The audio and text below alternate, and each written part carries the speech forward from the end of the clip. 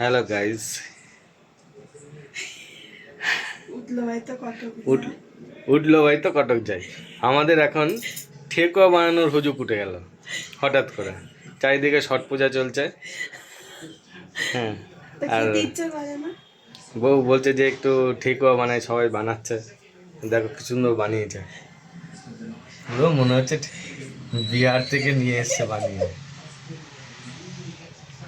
এখন ভাজা হবে। এখন ভাজা হবে। তোমরা সবাই কে কে খাবে? তেল আর ঘি এর মধ্যে দিয়েছে। আর হচ্ছে উপকরণটা দিয়েছে এর মধ্যে কি কি বলো, কি কি দিয়েছে?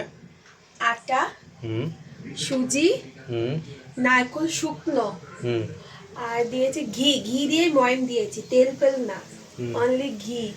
আর আর কাজু কুচো, কিশমিশ কুচো, আখের গুড় আর মৌরি। আচ্ছা,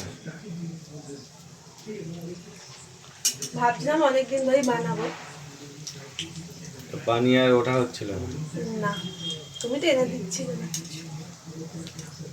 আজকে রবিবার, ওই জন্য। আর ওইটা ওইটা কোথায়, সেই সাজটা কোথায়? এই দেখো সাজ জোগাড় করেছে ঘর থেকে। এইটাতে বানাচ্ছিল ফিশ।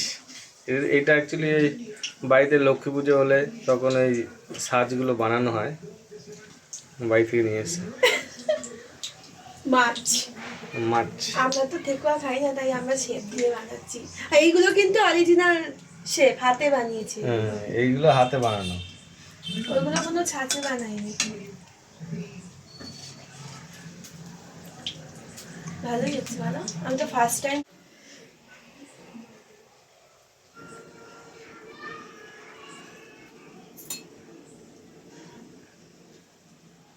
এই বিভিন্ন বানাতে।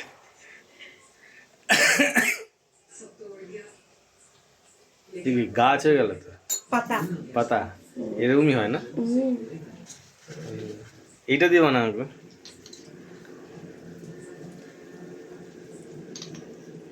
এইটা দিয়ে আমি ঠিক পারি না, তুমি তো বানিয়ে দিচ্ছিলে। মাছের শেপটা যেরকম আছে ওরকম ভাবে করতে হবে প্রথম। তাই না?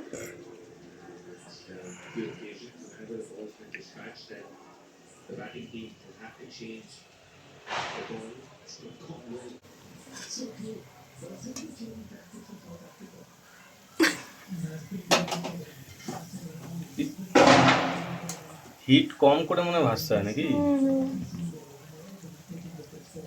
বন্ধ হয়ে গেল গ্যাসটা।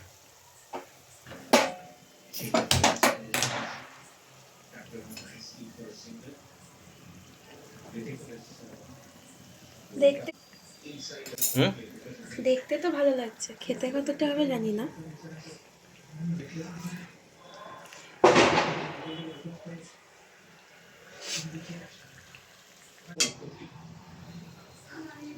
হয়ে গেছে মনে হয় নাকি?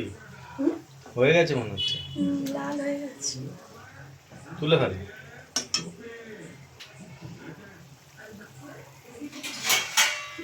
বিহারি স্টাইলের খিচুড়ি।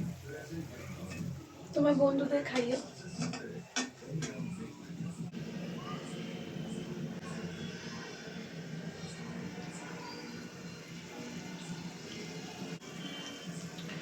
বন্ধ।